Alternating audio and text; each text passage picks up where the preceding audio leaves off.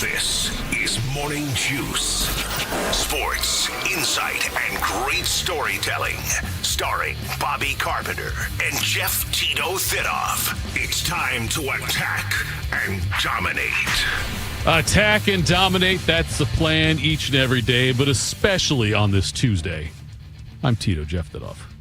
Behind the imaginary glass is Bodie Wells. To my left, not Bobby Carpenter. Sorry. It's a guy who we couldn't get on last week when he was supposed to be on with us on the old computer there from home. So we decided to bring him in here again today. He's going to fill in for Bob. It's Austin Ward.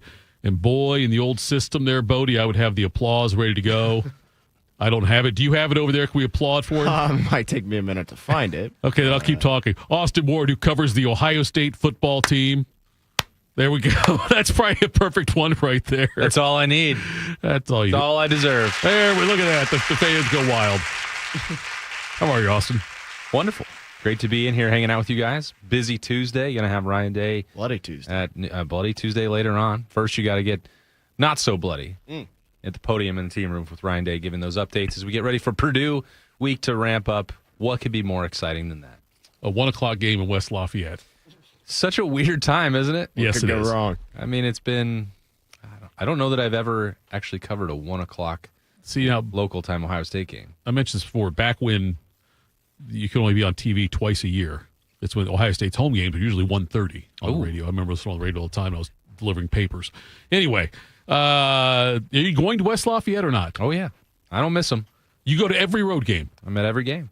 Look at you, man. Yeah.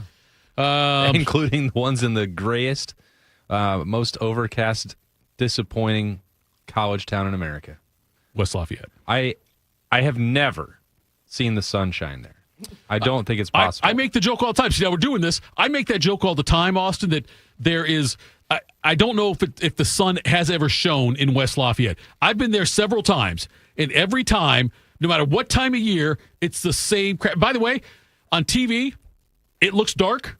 It's darker there. Well, and the old basketball arena, when Gene Katie was there, it was always dark. We even, 3 weeks ago, we're driving back from Wisconsin, and we're like, well, we'll just stop in West Lafayette to grab lunch. And it was raining sideways. It was 30 degrees colder there than it was in Columbus. Like, this is what I mean. I was telling it to the guys I was driving with. It's like, this is what it's like every single time. And no matter what the forecast says when Ohio State's heading there, because on Saturday, Berman was talking about it, and he jinxed it. We were doing snap judgments after the win over Penn State. And he said, this extended forecast says 61 and sunny. And I said, no. Okay. Don't even say it out loud. It's a 1,000,000% chance of cloudy skies, precipitation, and desperation. Bodie, here's your poll question for today. Okay. Would you rather serve the rest of your life in one of those country club prisons like the federal ones or in West Lafayette? Just in freedom? Just in freedom in West Lafayette or in one of the country club prisons. You get 3 square meals a day, you get exercise, nice out, you probably get a TV in your cell. Yeah. Where would you rather be? There or in West Lafayette? I think I would take the country club prison. Sounds pretty good. You know what I mean? Yeah. They have 9 holes or 18 out there. I don't care if they only have... See, I'm so glad you said that when Carpenter's not here, because Carpenter would have some kind of joke about what happens allegedly in prison. Yeah. I love that fact you counted the number of holes. Good for you. And I hate Bobby for making me think of that, but that's Bobby for you. Even when he's not here, he infiltrates the show somehow. Big show lined up for you today. 2 full hours here on YouTube, the Fan app, HD3. You can download the show anytime and catch us from 10 a.m. to noon on 10 TV Plus. Here, a replay of this here show on the Fan 2, 1460 a.m. from 1 to 3 p.m. Bodie, I'm going to ask this question because I don't know if it happened yesterday or not. We had a hard time getting logged in, I think. Big Mo, where else can they catch us live? That would be on Facebook and Twitter. And you guys... Confirmed? Yep, I already just checked it there. We're ready to roll. And then I know yesterday's Facebook stream definitely went off. I wasn't awake in time to check the Twitter one, but... Not sure why. It's a day off. You should still be on call. Morning Juice sponsored by Riverside Bank and Dublin Event Risk Elite Protection. It's a Schlegs Day. We have Anthony Schlegel coming on. He said he'd be on. Okay. He's not here local, though. He's out in Jersey for Mangold's service. So, but this is the thing that's weird. Okay, this is what happened now. Because Bobby told me he was going to be out there, obviously, and so I texted him yesterday. You guys tell me how I should read into this. Okay. My text. Hey, I know you are traveling. Do you still want to do 7 a.m. tomorrow? He said, I don't care, call. Now, that could mean... I don't care, ... There's call. no dot. I guess that's what it means. That's what it's implied, yeah. I'm thinking, but it's Schlegs, so who knows? I mean, he really seems excited about it. I don't care, call. I will say there are things in life where it's like, hey, what do you want for dinner tonight? I don't care. That kind of means you're open for anything. Right. If we're asking you to come on the show. At 7 a.m. Maybe a little bit more of just a yes or no. Yes. And either's fine. Like if he couldn't come on today or didn't want to or whatever, that would have been totally fine. But maybe a little bit more of a firm, like. Yes. I would have understood. I don't care, call. I don't know how to. That's the beauty of this. We don't know what's going to happen at 7:05 or so when we try to reach him because we can't. I don't know if Steph's out there or not, but luckily we got Austin who's got Schlegel's wife's number, so we've got a backup plan. I only deal directly with Mr. Schlegs. Then why do you have his wife's number? I don't. You did have it. You leave me out of this. Oh, you're right. It was Jay-Z. It was Justice Wick. Sorry, I can't vouch for him. I know. You're right. That's an error on my part. I forget which guy hosts when. But I know, look, I have so much fun working with you. I hope you come back tomorrow. I don't care. I don't care, call. I don't care, call. Bodie, I never checked with you yesterday. I was going to text you on your day off, but I didn't because it's your day off. But I assume you're ready for Today in History? I'm ready to. All right, let's do it. Time to get smarter. Morning Juice presents Today in History. Here's your professor, Bobby Carpenter. Take it away, Bodie. All right, fellas. Happy Tuesday. Unfortunately, our printer is DOA, That's so right. I'm reading from the screen, which is fine. My bad is my screen is all the way to the right, and then to play the sound is all the way to the left. Look at this. That right there. We'll make it work. No big deal. It's like a cross-handed drummer over here. November 4th, 2025, the 308th day of the year, with just 57 days left in this 2025. We'll start with some events. All the way back in 1846, the inventor Benjamin Palmer, he patents the artificial leg. It's been a very helpful invention for a lot of people. What year was that? 1846. So they went to artificial leg from like the peg thing. I assume so. Okay. Yeah. Did they not need a trademark or a patent on the wooden leg that the pirates were using? Yeah. 1856, James Buchanan is elected as the... I nailed it with Bobby yesterday. I got 2 of the 3 exactly right. You want to take it? We got a few more here today. Okay. You want to take see if we can keep the 2 out of 3 rolling? Who was this again? James Buchanan. One of the nondescript ones. I will say 1856. Then I'm going to... I know the Abe Lincoln one. I should know it then, but I'm going to say 12.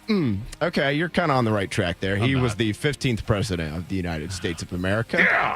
In 1861, the Big Ten legendary school, the University of Washington, or Washington, Right. is founded in Seattle.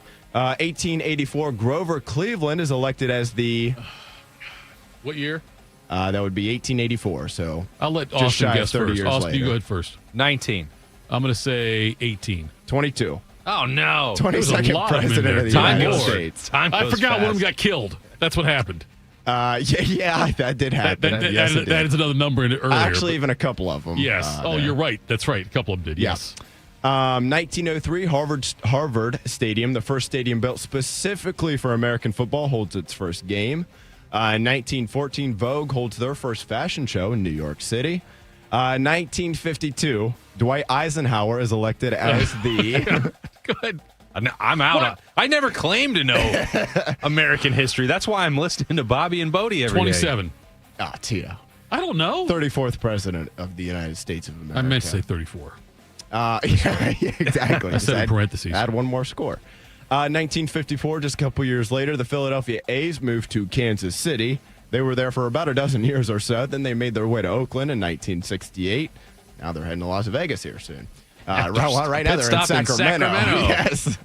1959, Ernie Banks wins his second straight MVP award. In 1961, Bob Dylan makes his Carnegie Hall debut. You know how you get to Carnegie Hall, Tito? No, I don't know the joke on this. By practicing. That's what Brad Pitt said when he was killing the Nazis. Oh, I never saw that Glorious movie. Bastard. Oh, it's a pretty good one. I haven't even seen clips of that one. No, there's think I nothing. have. Zero. No, I think it's nothing. good. All the way out on that one. Yeah, So don't spoil the ending for it's me. very okay? good. Don't It's, spoil- well, Hitler dies. Wait, did we win?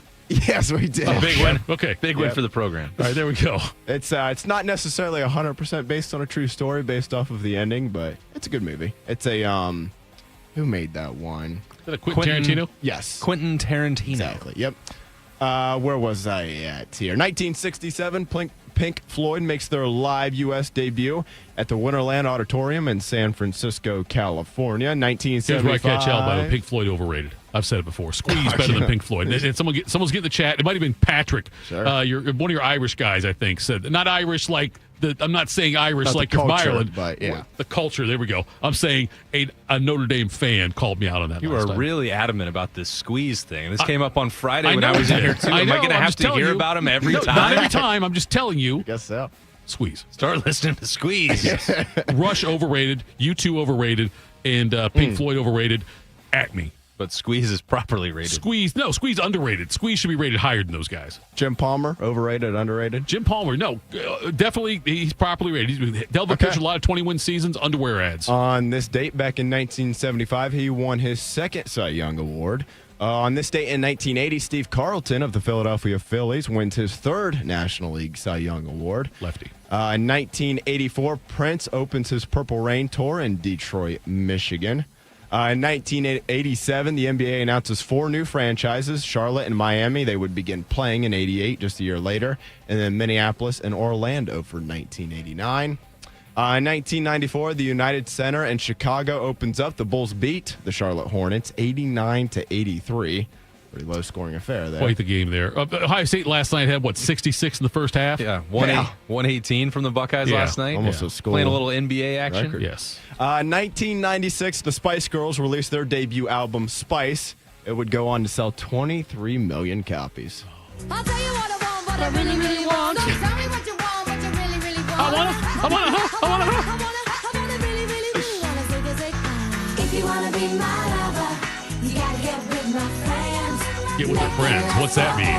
Don't worry about that. I'm just saying. I don't know what kind of Friendship relationship we're talking. never Yeah, ends, so Tito. I mean, just tell me you don't know what Zigga Zigga is without telling me, Tito. I'm just saying. Just 1 year later, in 1997, Shania Twain, the country music star, she releases her Come On Over album, including many hits, this one included. Let's go, girls. There we go. Best thing about being a woman is the prerogative to have a little fun. Oh, totally crazy. Talk about Zigga That's a Zigga. banger. What's Zigga Zigga? I don't know what that is. You've said it now twice. Isn't that like a bullet? Oh, That's that's from what- the song. It's from the Spice Girls song. Okay, I don't. You I'm really, sorry. really, I really- never- honestly, I've not broken down the Spice Girls. No, I haven't. I've You not were broken. singing along. You were dropping the vocals. Okay, if you think I know all the words to songs, you're wrong. Because I still think it was wrapped up like a douche in the middle of the night in the one song. I'm telling you, I don't know all I the thought it words was to that for a long time, too. So. I get them wrong. In 2001. Well, it's such a clear lyric. It's such a common expression. I'm so sorry. You're right. I am so sorry on that one. I look up lyrics all the time. And I'm saying, wait, did they really just say that? I'll look up on the internet and see what the lyrics really are. I think, I was off on that one. That's not what that means. Sure isn't. In 2001, on this date, the Arizona Diamondbacks beat the New York Yankees 3-2 on a walk-off hit in Game 7 of the World Series. The chance of a lifetime for Luis Gonzalez. 2-2, bottom of the ninth. Game 7 of the World Series. Bases loaded. Forward, center field. The Diamondbacks are world champions. That was the one the Yankees should have won because it was 0-1, right? Correct. Yeah, that's the 2001, one yep. because all the way the stars aligned, it should have been the Yankees World Series win. I think they got a handful I know. prior Luis- to. I think we were okay without I it. know, but they that's the one. Also on this date in 2001, the very first Harry Potter movie debut premieres in London. That would be Harry Potter and the Philosopher's Stone. Yep. Excuse me. Who are you? Rubius Hagrid, keeper of keys and grounds at Hogwarts. Of course, you'll know all about Hogwarts. Sorry, no. No? Blimey, Harry, didn't you ever wonder where your mum and dad learned it all? Learn what? You're a wizard, Harry. I'm a what? A wizard. And a thumping good one, I'd wager, once you trade up a little. No, you've made a mistake. I mean, I can't be a wizard. I mean, I'm just Harry. Just Harry. Well, just Harry. Did you ever make anything happen? Anything you couldn't explain when you were angry or scared? I'm so confused about Bodie going with the full British Philosopher's Stone there. I've never seen any of the Harry Potter movies. Neither have I, and I'm going to be honest with you, it kind of like threw me off a little bit between the names of the movies. Am I correct that there's two different names for the first movie? So the first book, when it was published in England, was the Philosopher's Stone, and then they had to Americanize it for us idiots and called it the Sorcerer's Stone. And so that became the movie title, and that is a lot of Harry Potter information that is kind of embarrassing. That's to really be awesome. talking In about. fact, you want to fight about this? No, It sounds I like you are very passionate about this. I thought that it was a deep cut, and Bodie was such an aficionado. He only accepts the original title, which I respect. I just read whatever todayinhistory.com tells me to. Everyone thinks to this point you and Bobby look stuff up like day by day, like looking at like different days in history individually. You went to a website to find the synopsis of it. That's Yeah. Okay. I go to a few different websites. Don't to pull make back sure the curtain I that know. far. Speaking of all our wizards, bases, the Wizard of Oz pulled back. Look what happened there. I'm just telling you. On this date in 2003, Toby Keith releases his 8th studio album, shocking y'all, with a hit single right here, I Love This Bar. I love this bar. I love this bar. Wow. Sounds like a cry for help. Hey, Toby. Wait, he's dead, isn't he? Rest in Yes, peace. yeah, he did pass. Probably, was it earlier this year or maybe last year? It was last year. Yeah, within the last year, give or take. So don't make Toby Keith jokes too soon. Yeah, too soon. All right. And then lastly, on 2008, Barack Obama is elected as the... Come on, Tito. It's just There's no way just a in hell. few. There's no way I'm going to get this. Okay, well... Okay, wait, this one's easy. Work from the back. there's 45. 44. There you go. Yep. 44th president of the United But States wait, of America. he's 44. Yeah, Trump's and then 45. He's also Oh, 47. I so, thought you Trump know, was 46, 48. That's why I did that way. Okay, it's 45. Biden's. Yeah, okay, yeah. That's what I Trump's got. 45, Yep. 47. Yep. Gotcha. Biden. Yep. And 48. 46 in the middle. That's all. I can't. Moving on. Harry Potter. Some birthdays today. All the way back in 1879, born in this state was Will Rogers, the actor, humorist, and entertainer. He passed at the age of 55 in 1935 in a plane crash. I feel like anytime I am filling in for Bob on this, Yeah. a lot of people die in plane crashes back in the day. Not a great time there, apparently. Anyway, born on this day in 1916, the longtime news anchor of CBS, Walter Cronkite. This picture has just been transmitted by wire. It is a picture taken just a moment or two before the incident. If you can zoom in with that camera, we can get a closer look at this picture. This is a JFK thing. And almost exactly 1 hour after his initial bulletin, this JFK now thing. famous announcement. Sorry, that's fair. From Dallas, Texas, The assassination of the flag, president, leader of our apparently country, yes. official, The thing. President Kennedy died at 1 p.m. Central Standard Time, 2 o'clock Eastern Standard Time, some 38 minutes ago.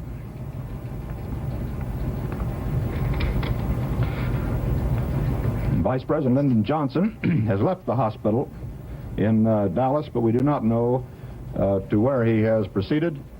Presumably, he will be taking the oath of office shortly and become the 36th President of the United States. Yeah, that's a famous broadcast, obviously live back then with Walter Cronkite. And I remember a long time ago, I had to take Long time ago. Yeah, I had to drive. I had an 8-hour drive ahead of me, and I got Walter Cronkite, the audio book of him reading his autobiography. Guy was incredible, absolutely incredible. Back when news was different, the way the way newscasts were presented was different. Passed away at the age of 92 in 2009. Born on this date in 1925, the actress best known for her role in Everybody Loves Raymond, Doris Roberts. She passed in 2016 at the age of 90. Born on this date in 1937, she was best known for her role in MASH, Loretta Swit. She passed away just earlier this year at the age of 87. Turning 65 years old today, actress and comedian Kathy Griffin. Turning 64 years old today, the longtime host of the show Survivor, Jeff Probst. We were so sad you guys couldn't come to the wedding. But we completely understand. Oh, yeah. You were busy fishing with Mark Cuban. Oh, yeah. Well, not just the Cubes, but we had Chris Daughtry, Jeff Probst, Super Chef Bobby Flay. I mean, it was insane. It was almost too much. My God, that's amazing. Yeah, we were down in the southern part of the Gulf fishing bonita. Robert, have you ever been down to the southern part of the Gulf when the bonita run? Always wanted to. I hear it's amazing. It is. It's gorgeous. Are bonita fish big? What? Dale, don't interrupt the man when he's telling a story. No, it's fine, Robert. I was asking about the story. What's this guy's deal? I don't know, son. It's okay. Well, Dale, they are what's called a trophy fish. So they're pretty big. They're pretty big, yeah. What a great movie. I could have gotten some from Survivor or that movie. No, that's better. You made the right choice. That's a good call by you. Turning 56 years old today, born on this date in 1969, one of America's favorites, actor Matthew McConaughey. Do you have the quantum data? Roger, I have it. I am transmitting on all wavelengths, but nothing is getting out, Cooper. I can do this. That's such complicated data to a child. Not just any child. What else? Oh, come on, Dad. Murph, the fire's out! Come on! Even if you communicate it here, she won't understand its significance for years. I get that, Tars. All right, but we've got to figure something out, all right? The people on Earth are going to die. Think. Cooper, they didn't bring us here to change the past. Say that again. They didn't bring us here to change the past.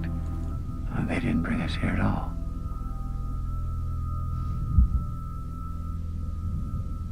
We brought ourselves. I don't think I've ever seen a Matthew McConaughey movie. What? None? Okay, start listing the most popular ones. That was Interstellar. That's one of my favorite movies ever. Never saw Interstellar. Well, yeah. I never saw like the We True Are Detective Marshall. thing. I never saw We Are True Marshall. Detective, that was a show, but I know, but I never saw that either. How to Lose a Guy in 10 Days, No. Wolf of Wall Street. No. Wait, Wolf of Wall Street? I think I did see that one. That's the one with DiCaprio. I think I did see that one. He's not in a ton in that one. Yeah, I think I did see that one. Makes a mark. What else is he in? The Wedding Planner, Fool's Gold. That was pretty good with him. And that was Real another one Murderer's with Row her. of rom-coms there in the 2000s. Yeah, you know what? He was in Magic Mike, apparently. I've never seen that one. Oh, that one. Wait, that one I own. I own that one. He That's owns the- right. I'm sorry. My fault on that one. He's the club owner in Magic Mike. You've never seen We Are Marshall? No. Yeah. But I need to see it, though. I would agree. Okay, I know it ends. Most But I people need to see would it. agree. What about just the clips? No, listen, because I interviewed the quarterback, the backup quarterback, Reggie Oliver, who didn't make the plane trip. Yeah. I actually sat down with him like 2 hours one day and did a story on him for the Dispatch and loved, like, he was fantastic. I think he's passed on now. He was like a high school assistant football coach at maybe Walnut Ridge or East, one of those schools.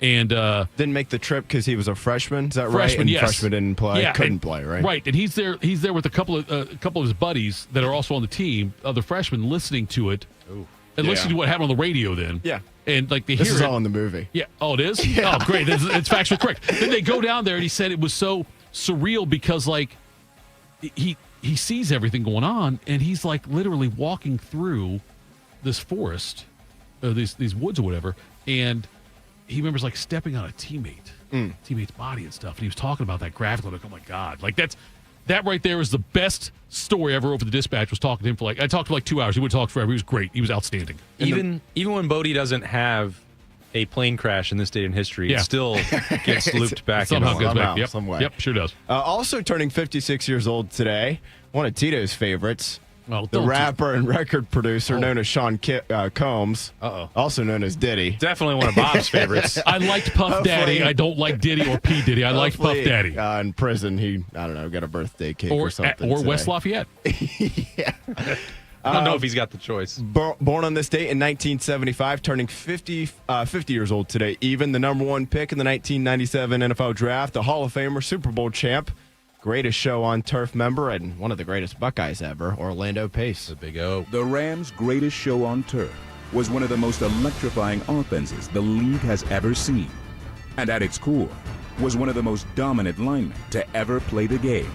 The top overall pick out of Ohio State in the 1997 draft, Orlando Pace possessed a jaw-dropping combination of size, strength, and athleticism, soon becoming a force of nature at his position.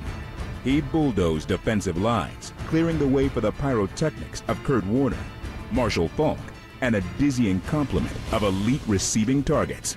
Pace has the unique distinction of blocking for 3 straight league MVPs. That dominance led to a pair of Super Bowl appearances, with Pace reaching the game summit at Super Bowl 34. St. Louis, the gateway to the West, is now the gateway to the best football team in the world. He was a 7-time Pro Bowler, a 3-time All-Pro, and a member of the league's All-Decade team of the 2000s. In the middle of a record-shattering offense that will always be remembered, Orlando Pace was the powerful cornerstone who will never be forgotten. Pretty good there. Born in the state in 1981, turning 44 years old today, the former New England Patriot and Houston Texans defensive tackle, the big fella there in the middle. 2-time Super Bowl champ there with New England, Vince Wilfork, turning 44 years old today. Born in the state in 1982, turning 43 years old today. Arguably, probably, frankly, the greatest returner in NFL history and the Hall of Famer, Devin Hester. So the Colts will be kicking away, and there he is, Adam Vinatieri, moving over this year as a free agent from the Patriots, leaving them as their all-time scorer, winning 2 Super Bowls for them in the end, and having another spectacular postseason. But Devin Hester, the rookie who was so dangerous, who went to college here at Miami. He led the NFC in both kickoff returns and punt returns. And the Colts have had a hard time all season covering kicks. It's Hester trying to work it back to the middle. Gets past the first wave, and here he goes. It's Hester inside the 30. Hester's going to take it all the way for a touchdown. And no flag, 92 yards. The rest of that Super Bowl, unfortunately, did not go well for the Bears, but that's a heck of a start, man. Should he be in the Hall of Fame? He is in the Hall of Fame. I know. Should he be? Yes, I would You say think so. so? If you're the best at your position to ever do it, Yeah. I don't care whether it's kicker, punter, quarterback, specialist. Right. I mean, hell, long snapper, put him in. Well, They never Steve seem to Tasker matter was till the best, one of the best special teams guys. Special teams ace. Yes, and I don't think he's in. So, Yeah, I mean, that's fair, but I don't know that the importance of that role as a gunner is quite the same as getting the football in your hands and taking it back for the touchdowns and kickoff, punt return. He was a different level of weapon than we'd have maybe ever seen at that position. And may ever see again. May ever see again. You're right. Not anymore. Yeah, the the return rules. Yeah. Born on this date in 1988, turning 37 years old today, one of my favorites, the 3-time Pro Bowler, 1-time All-Pro, and a man that absolutely caught this ball right here in Lambeau Field in January of 2015. That would be Des Bryant. 4th down and 2. Here's one down the sideline. Pass caught by Des Bryant. They're going to mark him inside the 1. And a brilliant catch by number 88. That's that 2. That was up for grabs, and Des Bryant went up and grabbed it. 3. Well, Sam Shields is in a great position to make a play, but he's 5'11". He goes up, but he's just not able to contend with the 6'2" Des Bryant. You see how high he gets to go up and make a play. I haven't seen anybody go up and make plays on balls in the air the way that Des Bryant has. Wow. Des Bryant unequivocally caught that football, and Dean Blandino should be in prison for that rolling. Or West Lafayette. There, yes. Last birthday here, turning 25 years old today, the Philadelphia 76ers All-Star point guard Tyrese Maxey. Got a few deaths. 1955, passing away at the age of 88 on this date. The man who has the most wins in Major League Baseball history, most innings pitched, the Hall of Famer, and they hand out an award to the best pitcher in both leagues every single year. That would be Cy Young. In 2008, the author, screenwriter, and filmmaker, best known for writing the book that would, of course, turn into a movie later on, Jurassic Park, and he was the creator of the TV series ER, Michael Crichton. He passed away at the age of just 66 due to cancer on this date back in 2008. And then one of Tito's favorites, here we go, and I mean that sincerely, passing away on this date back in 2010 at the age of 76. The 3-time World Series champion. He has the 6th most wins in Major League Baseball history for a manager, the Hall of Famer, Sparky Anderson. 2 balls, no strikes, 2 outs, 7-2, bottom of the 9th. Cincinnati leading. This could be it. Left field. George Foster. Geronimo Foster makes the catch. That's it. The Cincinnati Reds win the World Series in 4 straight. It was a sweep. The final score, Cincinnati 7, the New York Yankees 2. And the Cincinnati Reds win their 4th World Championship. They won in 1919, 1940, 1975, and 1976, becoming the first National League team to win in consecutive years since the New York Giants did it 1921 and 1922. By the way, Reds own they had the current record for most consecutive World Series wins without a loss, 9. They swept the Yankees, swept the A's in 90, and then also won Game 7 against Boston in 75. Is that why they don't want to go back? That's the reason. Don't want to screw that up. That's why they're intentionally tanking every year. Perfect record. Yeah. Last time to National League went back-to-back up until 3 days ago. Yep. Holidays and observances on this day here. It is National Candy Day. Should have made that. I just believe a few that days was sooner. last Friday. Yeah, I thought it was too. National Chicken Lady Day. Chicken Lady? Yeah, I don't know. That's just what the website said. Okay. National Day of Community Service, National Easy Bake Oven Day, and Use Your Common Sense Day. No. On this November 4th, 2025, the 308th day of the year. Just 57 days left in this 2025, Tito. Well done as always, Lieutenant. Do you guys know Cy Young's real first and middle name? I do not. No. I can't recall president's numbers. Hey, okay. You got this? Denton True Young. That's his name. True. Denton True Young. That's his name. And I didn't look it Cy up. just as a Cy nickname. yeah, I think they say he threw like a cyclone, and they shortened it to Cy. Cy. Yeah, All right. I think that's what it was. Those Well old-timey newspaper guys. Hey, he's Cy Young. He sounds like a cyclone. Yes, he does. You can't see the ball. He comes through. Oh, my gosh. Coming up next, Ohio State basketball got a win yesterday. We'll talk about that. Maybe from Jake Diebler, if I can find it in the Zeta. We'll do that next. Morning Juice. Hey, does this sound like you where every step or reach is a reminder that it hurts? The pain is there. A reminder of what you're not able to do, how far you've drifted from that life you used to have and love where you didn't have the pain. Listen, if this is you, if this is a family member, you need to talk to them about it. You need to do what I did and go to QC Kinetics. They've got the answers for you, the relief without the scalpel, without the surgery. At QC Kinetics, they tap into your body's own regenerative power. The damaged tissue, it can be healed by itself. It's not science fiction. It's your body's comeback story. The very cells in your body can help you get healed with no surgery, no pills, no long recovery, just remembering how to move and feel alive again so you can golf, hike, do all the stuff you love to do. So go check them out at qckinetics.com/Columbus or 380-208-4544. They have offices all over Columbus, so be sure to check them out at 380-208-4544. James Laurinaitis here for my guys at Green & Sons, the premier Kubota dealership in Central Ohio. Green & Sons has all the Kubotas you need to tackle your land and come out a winner. They have zero-turn skid steers, tractors from 18 to 171 horsepower, and also utility vehicles. My favorite is my RTV Sidekick. The best thing about Green & Sons is they've been family-owned and operated since 1970, and you will love dealing with the Green family and their winning team. Do what I did and check out Green & Sons located in Mount Sterling and Marysville or online at greenandsons.com for all your Kubota needs. Once there was a man who couldn't stand.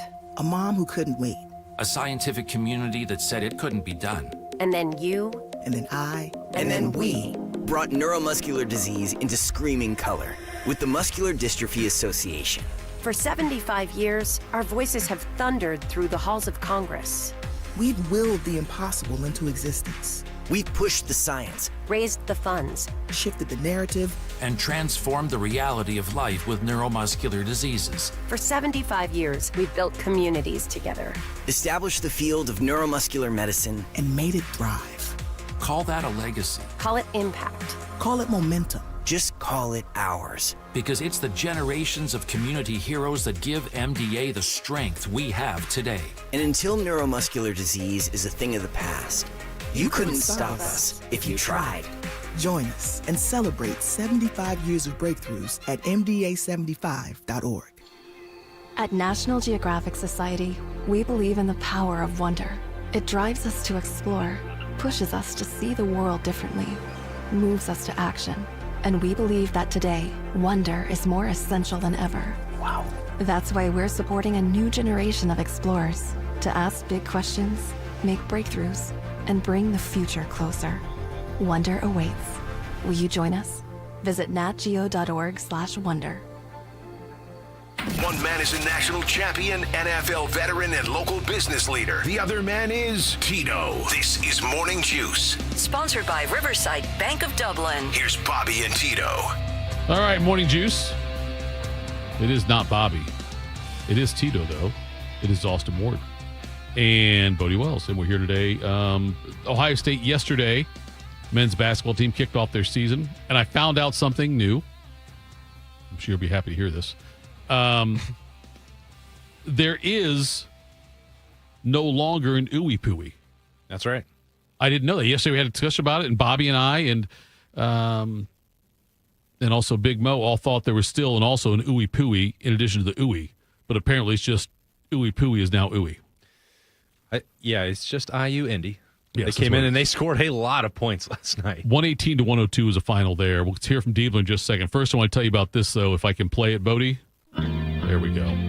Every Tuesday, Appetizer Tuesday at Roosters. Roosters features a different appetizer each Tuesday for only $3. Go to roosterswings.com to see which one of their delicious appetizers is only $3. This week's $3 appetizer is mac and cheese bites. Macaroni and cheese covered in crispy, crunchy cheddar coating, deep fried.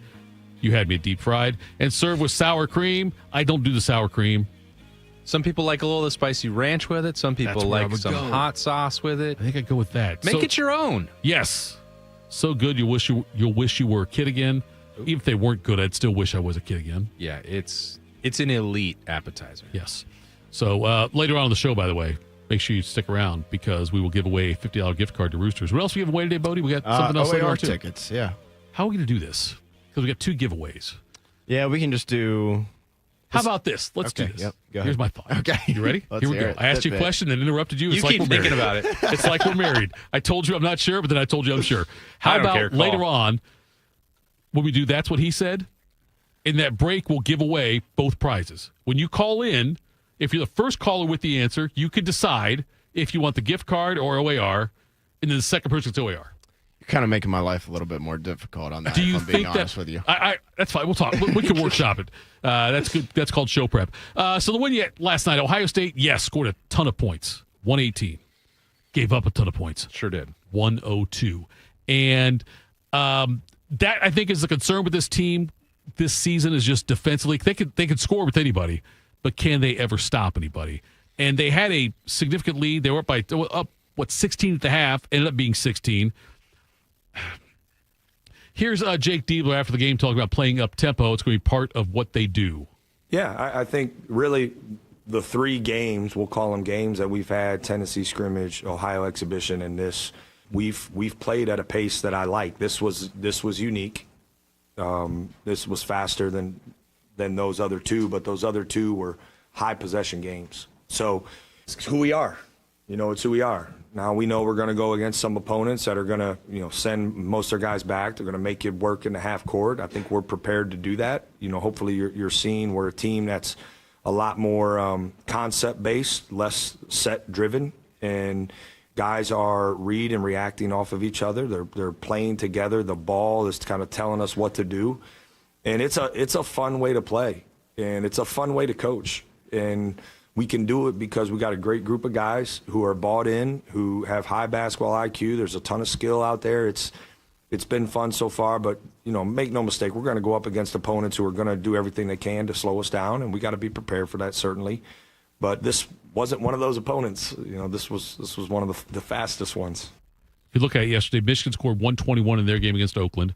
Illinois scored 113 against Jackson State. And then obviously the Buckeyes with their 118 performance there. Lots of high-scoring games early in the season, which we're going to get. But Ohio State last night,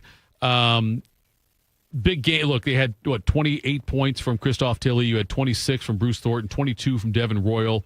As far as assists go, you had Judy Mobley had 16 points, and he also had 8 assists to lead the squad there.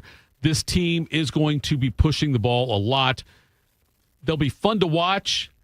I just hope their defense comes around a little bit there on this one, Austin, where they can be more competitive there. Yeah, I mean, Jake Diebler said it after the game that it's fun to coach in this.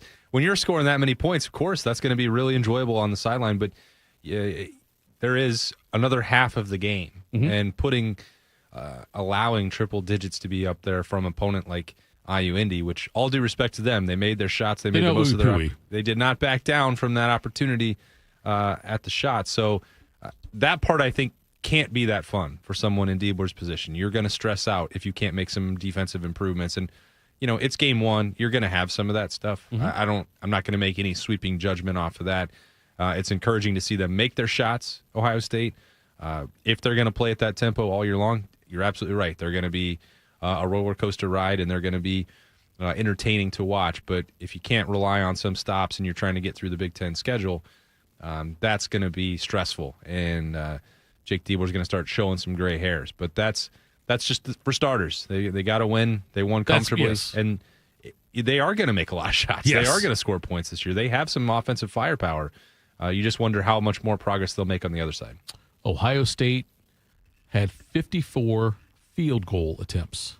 Ohio State had 53 free throw attempts.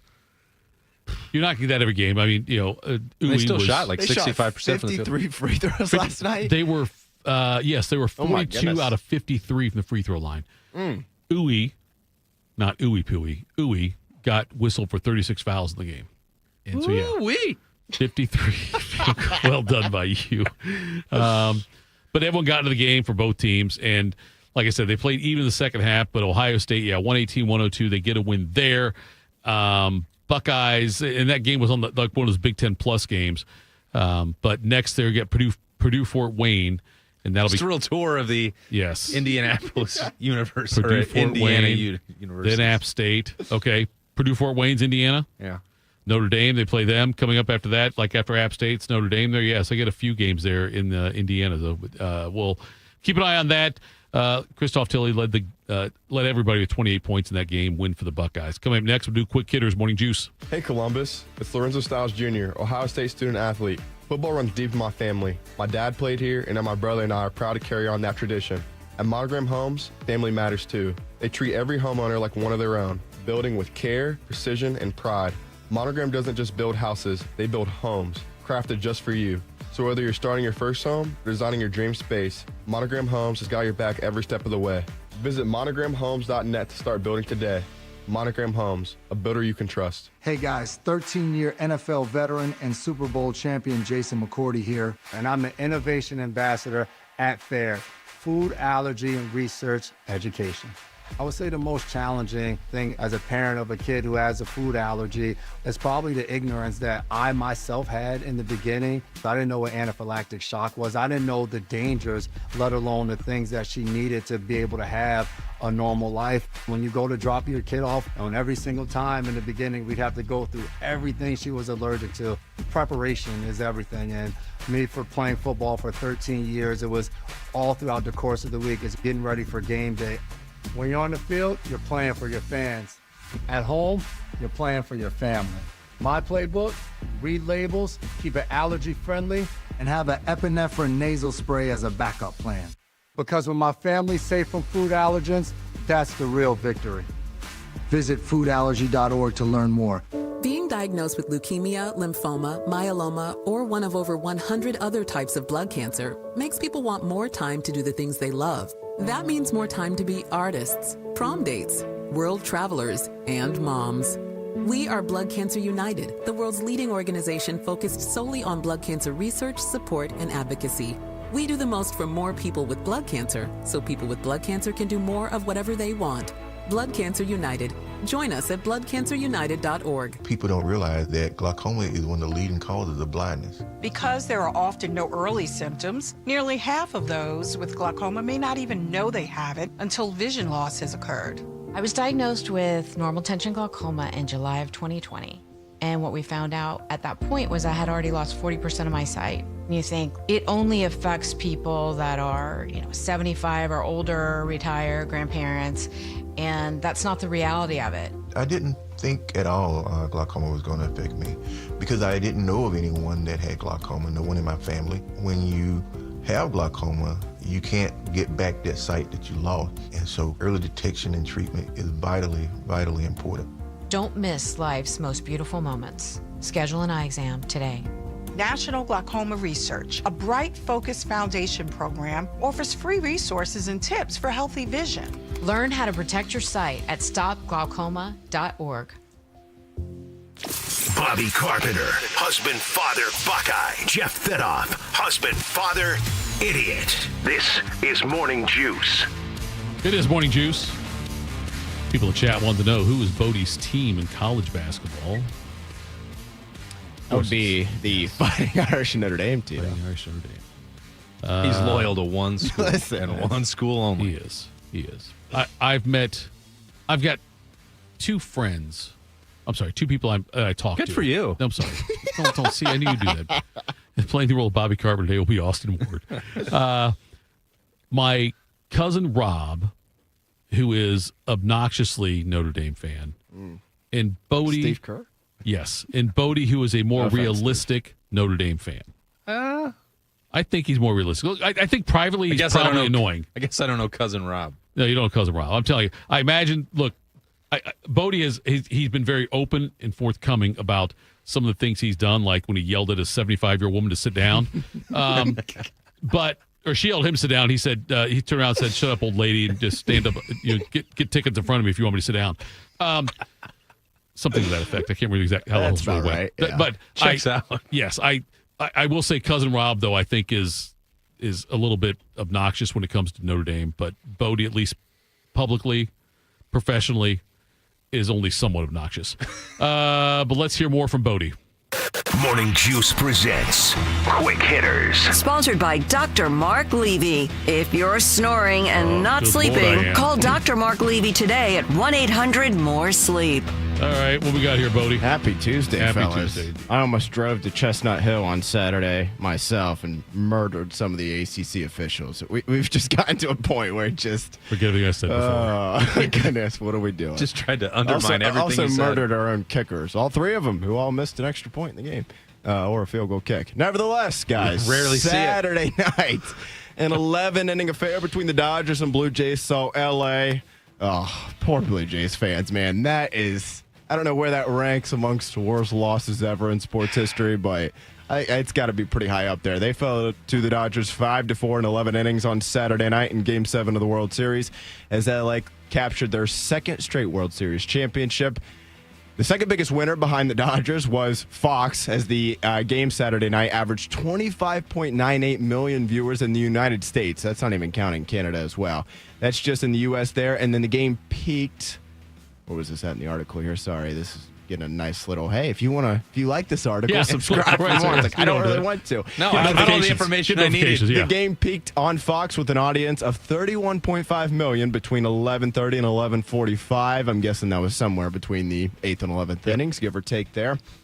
Austin, did you get a chance to check out the game on Saturday night there? What'd you think? And then pretty good number here for a baseball, for a sport that's kind of probably no longer America's pastime, but that's a heck of a number there. Yeah, man. it's not the pastime for me. I was not among the 25, 30 million people tuning in. I flipped over briefly on Friday night. That was the only baseball that I watched all year, was the Dodgers coming. Big fan, okay. But yeah, it's just, I checked out. I used to be diehard.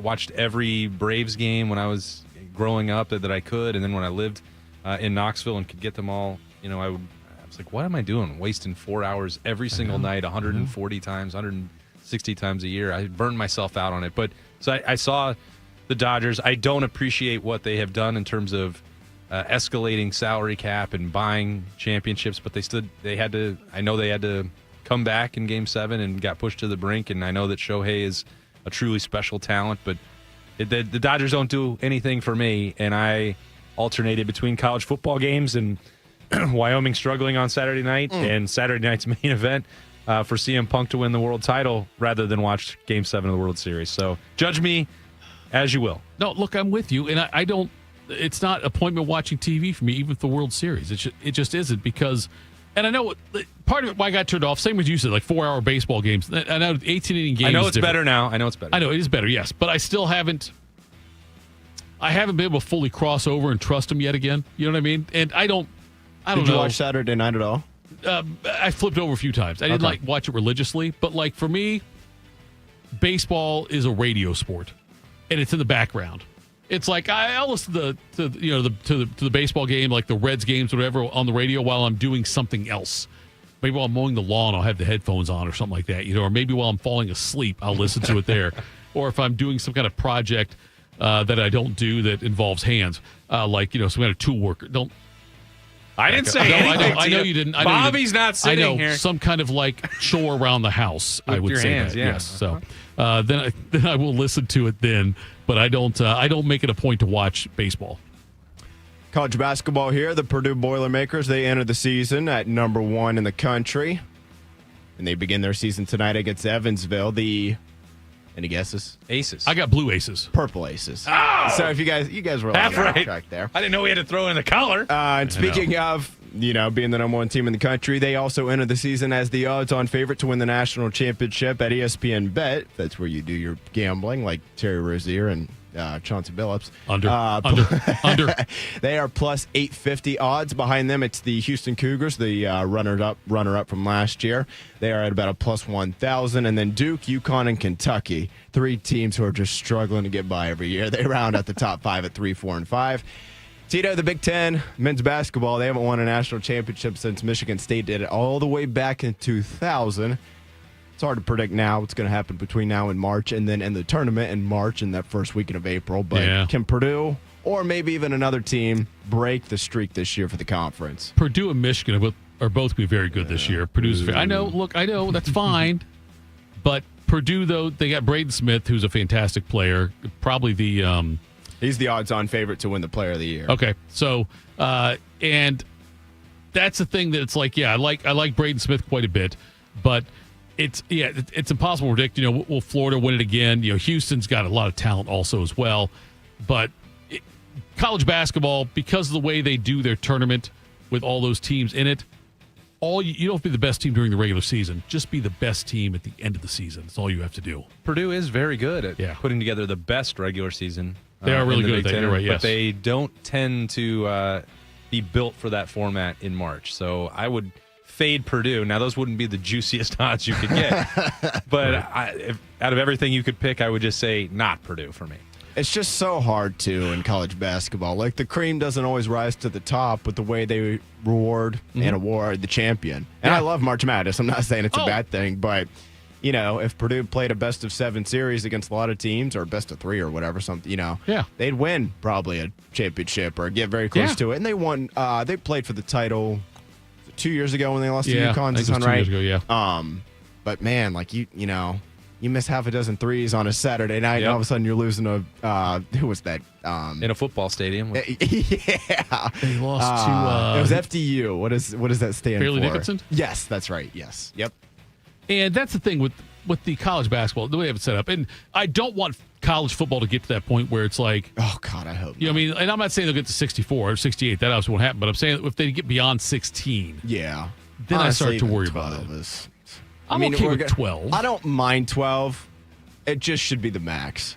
Like, the rankings are going to come out tonight, and you're going to see 13, 14, 15, 16, and be like, really? These teams deserve to play for our national title? And that's now. They're going to probably lose another game or two, teams 10 through 15, give or take. I think that's the most important takeaway that anyone could have, and you set the table for it, Bodie. When everyone is begging for 16, and I don't mean everyone like fans, because I think most of us can rationally look at this and say, there were too many teams in the field a year ago, and they're going to be this year. And if you go to 16 and you start arguing over who's number 17 in the country, look about who that will loop in according to the selection committee tonight. Those teams cannot realistically win the national championship. And we should have just stopped at 8, in my opinion. 8 would have been best, yeah. I'm okay with a few too many getting in. There's a difference, though, between 2-3 teams that's like, did they deserve to get in? I don't know, but put them in. That's fine. If they win, then they got their opportunity there. But my argument for 16 would just be, and it's totally selfish, but that every year, Ohio State could host a game and still be, like right now, if you're a top 4 seed, you can't host a game. Well, the quarterfinals should be on campus. Exactly. I agree with that. But at least you have 16, though, then I'd be fine with that. Maybe have 2 home games then if you're the higher seeded team in both those cases.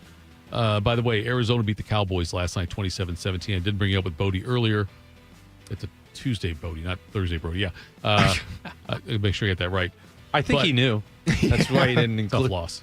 I'll be dead honest with you. Didn't see any of the game.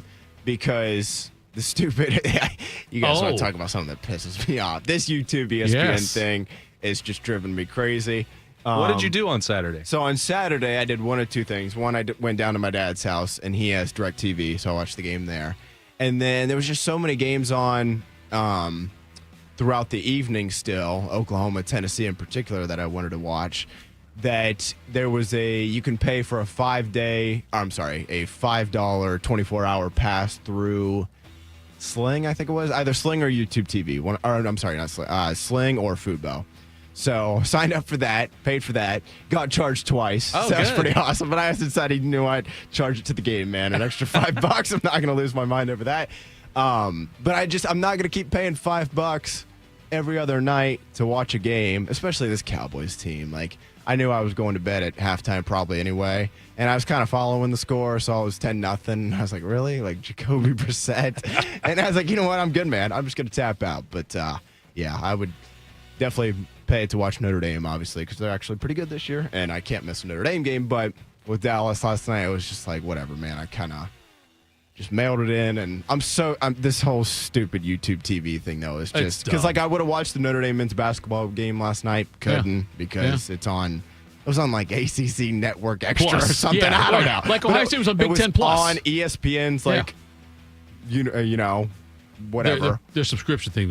Somehow, some way you could watch it through Watch ESPN, but I refuse, as of now, to pay the $30 for that. And I'm just hoping. I'm at a point where it's like, you know what? Just hike up the YouTube TV price to whatever you're going to put it to, and give us back ESPN. That's where it's going to land. We all know that's going to happen eventually. Just get this crap over with, man. Yes, and Dallas drove down the opening drive, looked great, had a great opening drive, and then went for it on 4th and 3 and didn't get it. And then a couple of drops, like Jake Ferguson had the drop, which he should have caught. Fumble, yeah. And there was somebody else who should have caught a ball early on. Just missed CeeDee Lamb on one. Yes, who was the other tight end? Who's the other guy? Not Schoonmaker. Maybe? Yeah, he had one he should have caught also. Like he started to run before he caught it. Bust. I mean, the defense is just absolute garbage. It's so bad. Now, the good news is yesterday in the afternoon, I don't even know where he said it, to be honest with you, some sort of interview, because he does a million of them. Right. Jerry said, we've made a trade. He blatantly said, we've made a trade. And then last night after the game, it was like, actually, we haven't made a trade yet. Right. But it doesn't matter. Like, they should have never traded Parsons in the first place. But Micah on this defense doesn't change much. No. They're terrible. They're horrible defense. Bad. Like, it's amazing how open the Arizona receivers are and were in that game. And trade deadline today. And Arizona hasn't exactly been the greatest show on turf this season either. Jacoby Brissett's been really good. He has been very solid, yeah. I wonder. I know, but he's better. He's been better than Kyler Murray. I know he shouldn't be. Yes, you're right. No, I'm saying like against the Cowboys defense. Like it's one thing if that guy gets to 20 points, but 27 and the offense kind of sucked last night. But whatever. Let's do this. We go to the break here. We will take caller number 4. Winner receives 2 tickets to go see OAR with Gavin DeGraw and KT Tunstall at Kemba Live Outdoors, September 10th, 2026. Tickets on sale Friday, November 7th at 10 a.m. 614-821-1460, 614-821-1460. 2 tickets to OAR on September 10th, 2026 at Kemba Live Outdoors. It's a Schlegs Day. We'll do that next. Morning Juice. Delaware County Veterans Services, here for those who served. Located on the ground floor of the historic courthouse in downtown Delaware, our team of veteran county veteran service officers is ready to help you access VA benefits, emergency financial assistance, dental and medical grants, transportation, and more. Need a ride to a VA appointment? Facing a financial emergency? Are you or your spouse simply looking for answers? Then give Delaware County Veterans Services a call. 740-833-2010 to schedule an appointment. Delaware County Veterans Services. My mom is a veteran and she was injured in the line of duty. I hurt my leg in a training accident when she was only 2 years old.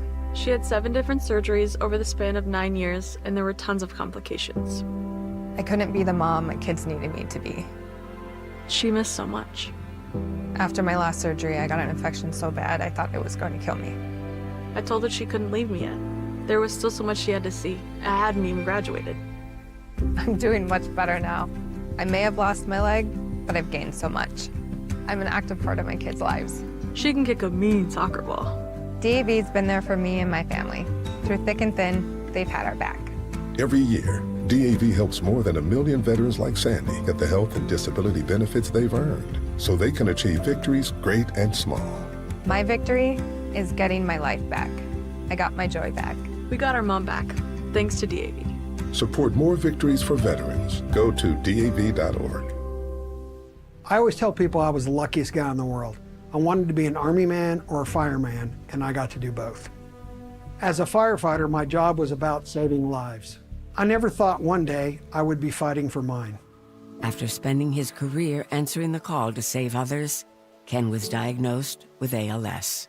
Now he's facing his biggest battle, for more time. For 70 years, Muscular Dystrophy Association has been answering the call to help people live longer and more independent lives. MDA means to me hope. MDA is leading the way for people living with ALS, muscular dystrophy, and other neuromuscular diseases by accelerating research, advancing care, and advocating to empower families like Ken's. I wouldn't be living as good of a life with ALS if it wasn't for MDA. MDA is helping people live stronger and love longer. Learn more at MDA.org today. Wildlife around the globe needs help. And when you help protect them, you become a friend of the San Diego Zoo Wildlife Alliance. Thank you for being a friend.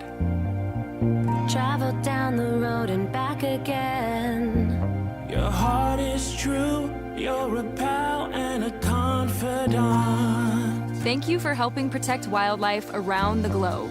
Without you, there's no them. Learn more at sdzwa.org/friend. Proud to be your go-to sports addiction. WBNS, WBNS-FM, HD3 Columbus. The Fan 3, Ohio sports destination. Attack and dominate. You're locked into Morning Juice. Sponsored by Riverside Bank of Dublin. Here's Bobby and Tito. It's not Bobby and Tito, it's Bobby and also Cody as well. Chad Hall of Famer Phil J. Couple of tickets there to go see OAR right around the corner. Get the tailgate set up now, though. It's September. Plan accordingly. Of 2026. Of 2026. So Phil J wins those tickets there. Congratulations to him. And what else we got here? Oh, why is Bobby so mean to Jeff all the time? It's like he hates everything that comes out of Jeff's mouth. A lot of people do. Brandon, thanks for pointing that out. Yes, I'm good at making people angry. I will say this, though, Austin. Everything I say, I truly believe. Is that better or That's worse? an important quality. No, maybe it is worse. I'm not sure, Bodie. I'm just telling you, though, like when I say to you that I think the Super Bowl should be played on a Saturday every year and not a Sunday, I believe that. When he says Squeeze is the most underrated I truly band believe of that, all dude. time. Listen to Tempted, listen to Black Coffee in Bed. I'm telling you, they are great. You've been telling me that. I like Triumph over Rush. More 80s rock. I'm just telling you. Getting a full power rankings breakdown. That's what I do. So everything I tell you, I believe. And yes, it's very true. I have not seen many of those. All those movies I talk about, I have not seen any of the Godfather movies. I did not see Rocky 1 and Rocky 2. I didn't see the entire Titans movie. I didn't like, what's the movie I didn't like? Gladiator, is that the one? That sounds right. Yeah. That's the Russell Crowe one. Are you supposed to keep track of all the movies he does and doesn't like? I didn't know it's part of it. I'm just saying, I loved Cannonball Run, but it's not everybody's taste. What about Cannonball Run 2? Cannonball Run 2 was a bit of a letdown, but Sinatra was in it, which was kind of cool. But anyway, yeah, so that's what we do. We'll get Schlegs on here momentarily. He is also, yes, he's also in New Jersey for the Nick Mangold celebration of life out there with Bobby and those guys. And so it was funny. The line, I think, of the week last week was when we had Jay-Z on here and Schlegs. And Schlegs mentioned that probably no one touched Nick Mangold's balls as often as Jay-Z did. There's a strong case to be made. I think Jay-Z is out there also. Nick's got a pretty big family, though. He does have a big family. Yes, he does. But yes, that's going on down there. And Bobby's off today and tomorrow, back on Thursday. We think we'll see how it goes. But yeah, so we'll get Schlegs onto those shortly and find out what the hell's going on in New Jersey. I don't know. I feel like what was the Jersey Shore show? I think Schlegs would have fit in with that one.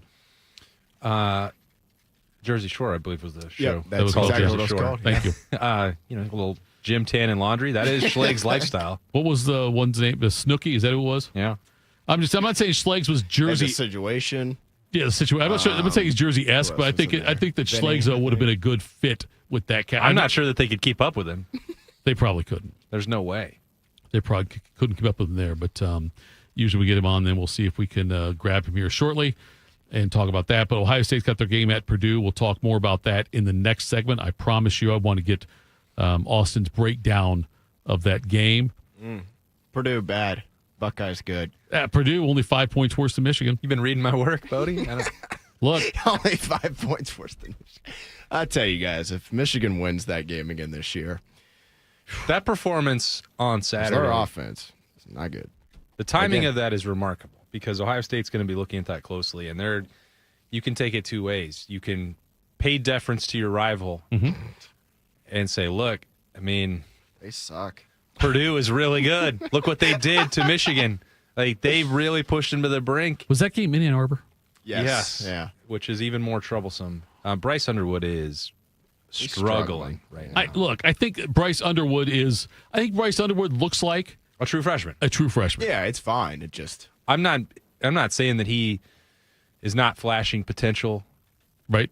I'm not saying that he won't ultimately be worth $6 million a year. Yeah. But he's not right now. And as Bodie said, when you're talking about getting to the end of the month and it's shaping up where you know what all the limitations are for Michigan, and even if Purdue can take advantage of that. Now, they didn't win the game, but to drag it into the fourth quarter the way they did, I think for the short term, it is Ohio State Ryan Day can get the attention of his team and say, this is what they did against Michigan, this is what Purdue did. They are going to fight. They're well coached. Yep. And then at the end of the month, you can be like, here is how Purdue was able to put Michigan in some knots and make it difficult for them and spin that into that game plan. So maybe it'll work both ways, but that was a very confounding performance on Saturday from Michigan for sure.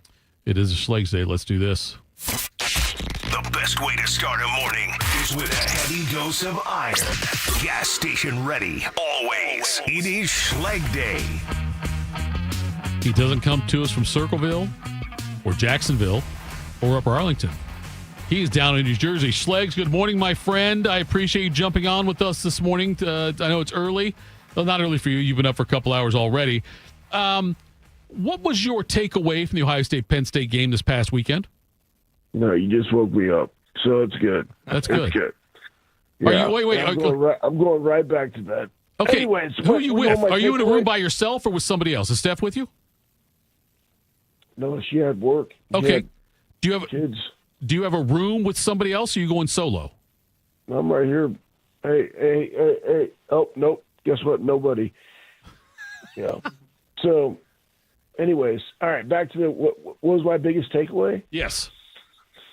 Oh, crap on a stick. So many takeaways. We have really good players. Yeah. There you go. Look at that breakdown. No, I would just say Ohio State can do what it wants to do when it kind of wants to do it. And, oh my gosh, I don't know. There's so many different things I can discuss, Tito. It's like you're sitting there and you're watching the game unfold. People on social media, yes, they're regular fans. That's why you're a fan. I get it. That's why I don't like going, but I have been going. But you don't know. And there were some miscues, and I'm like, all right, cool.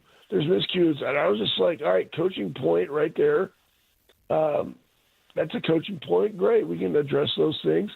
And let's move on. And they did. They come out, and you go, really the indicative thing for me in the entire game, best thing, 2 minutes, 40-something seconds, 5 plays, out the gate, third quarter, after having a turnover, giving up a touchdown, being up 17-14 and a half, where you completely dominated the entire first half, except for that. And then defensively, you hold the team to 200 yards. You dominated really from start to finish. The only miscues you had kept them in the game. If you look at how they were able to score, they were able to score that first touchdown because they were successful on 3rd and long. And so they're not going to be happy with that. I think they were like 8 of 15 maybe on third down for the game. That's not what you wanted. There's a couple mistakes there. Cool. But that was it. That was it. But you had a lot of guys playing fast and violent, and it's good to see, man. Schlegs, I'm not sure if anyone is playing quite as quickly and violently as Arvell Reese. What has been so most impressive to watch with him over these first 8 games of the season? The little dip coming off the edge, knowing when to do it, sets it up because he sets the edge with his meat paws, you know what I mean? Like he has violent hands. And his ability to be in the box, play outside the box, like he's just so versatile, showing at the line of scrimmage, playing cover 3.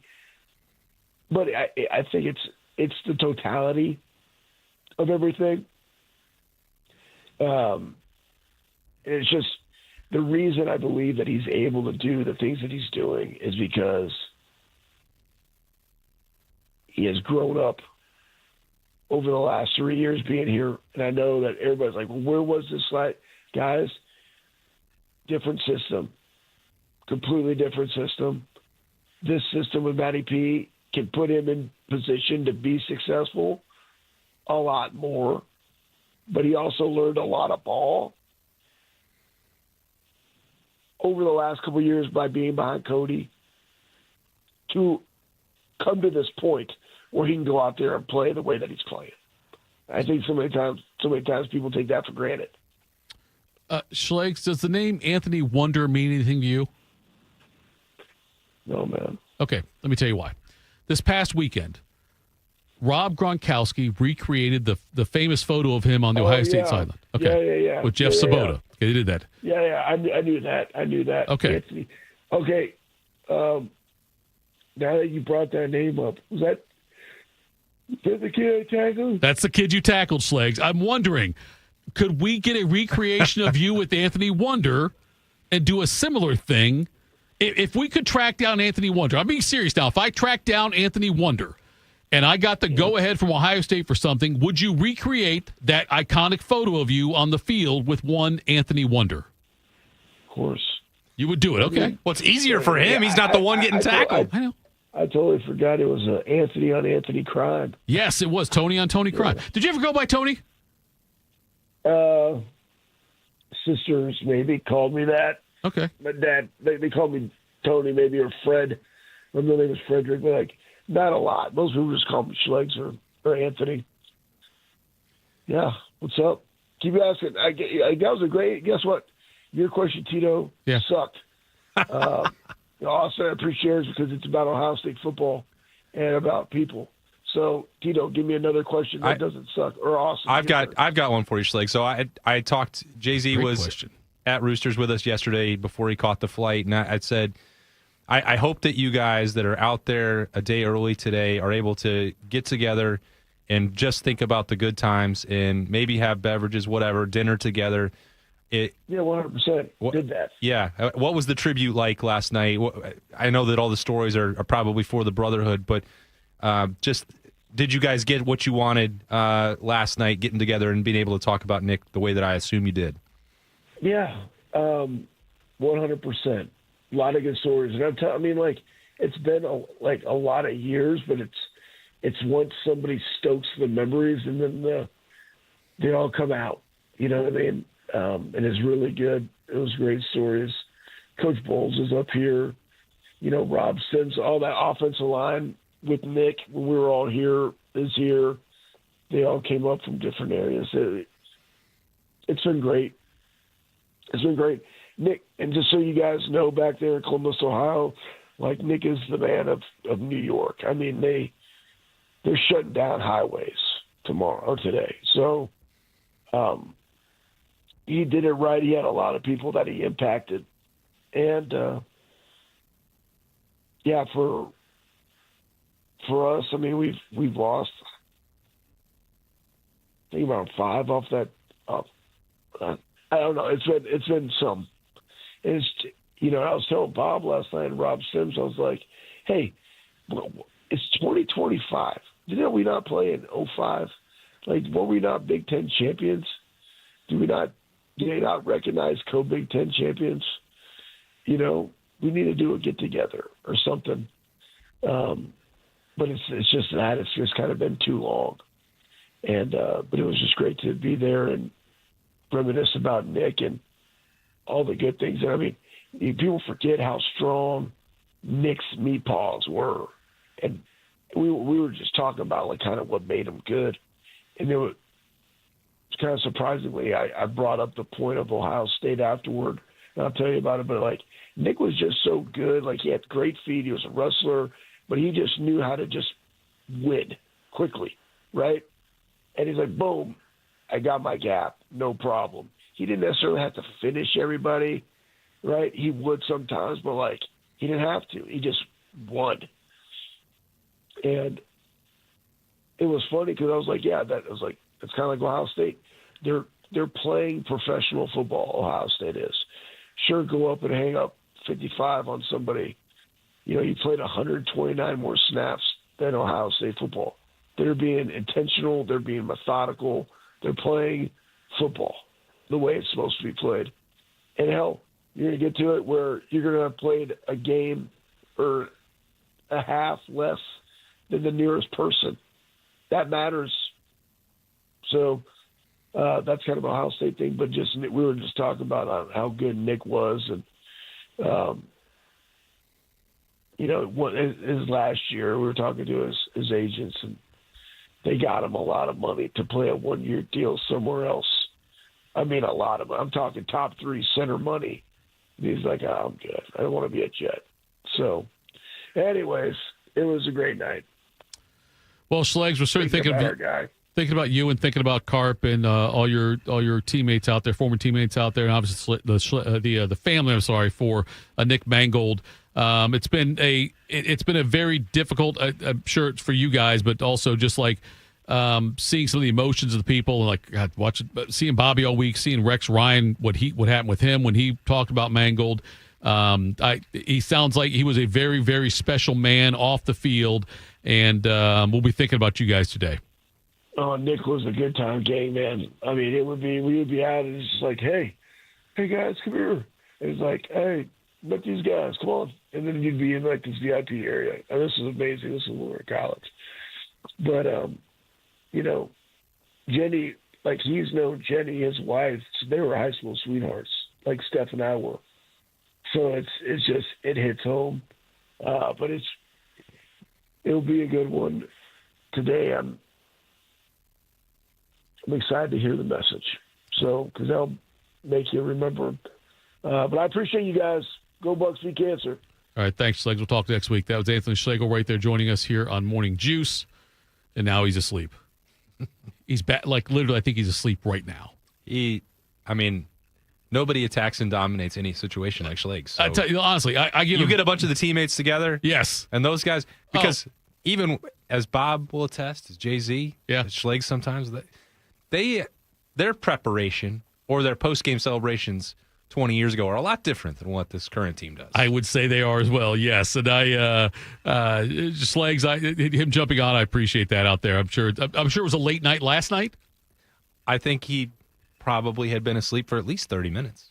I was saying the other day we had, who was it? Troy was on with us and out in Arizona, and he chimed in at like 3 a.m. Arizona time, said he just got home, and then stuck with us the whole show, which was nice to hear that. But good for him. Yes, good for him. That's a trooper right there. He might that might get him into the Chat Hall of Fame right there. Coming up next, Ohio State plays Purdue this week at 1 o'clock. That's breaking news. We will talk about that and also about the CFP rankings coming out tonight. We'll do that next. Morning Juice. What does it mean to give 100%? It means giving everything you've got every single day. That's why the V Foundation gives 100% of every dollar donated directly to cancer research. So no matter what you give, we give 100% for life-saving research victories, 100% to making new discoveries that lead to innovative treatments, 100% to groundbreaking cancer research that could one day save someone you love. We know cancer research is working. Over the last 30 years, an estimated 4.5 million lives have been saved thanks to game-changing research breakthroughs. But there is more work to do. That's why the V Foundation gives 100% of every dollar donated directly to cancer research. We will always give 100% to accelerate victory over cancer. Don't give up. Don't ever give up. Donate today at v.org. Every child deserves a safe, loving, and permanent home. Help the Dave Thomas Foundation for Adoption find families for children who've lingered in foster care the longest. Learn more at davethomasfoundation.org. In honor of all those we've lost to cancer and those still fighting and thriving, like basketball analyst and cancer champion Dick Vitale. I want to beat cancer. I'm going to beat it. That's no doubt in my mind. I'm going to win this battle. Defeating cancer will take all of us. Join our team to help fund game-changing research that saves lives. At the V Foundation, V is for victory over cancer. V is for victory over the odds. V is for victory over health disparities, victory over setbacks, victory over the unknown. V is for victory over giving up. Don't give up. Don't ever give up. Donate to the V Foundation to join our team and help save lives. Cancer can take away all my physical abilities. It cannot touch my mind, it cannot touch my heart, and it cannot touch my soul. 100% of donations fund game-changing cancer research. Donate now to the V Foundation at v.org.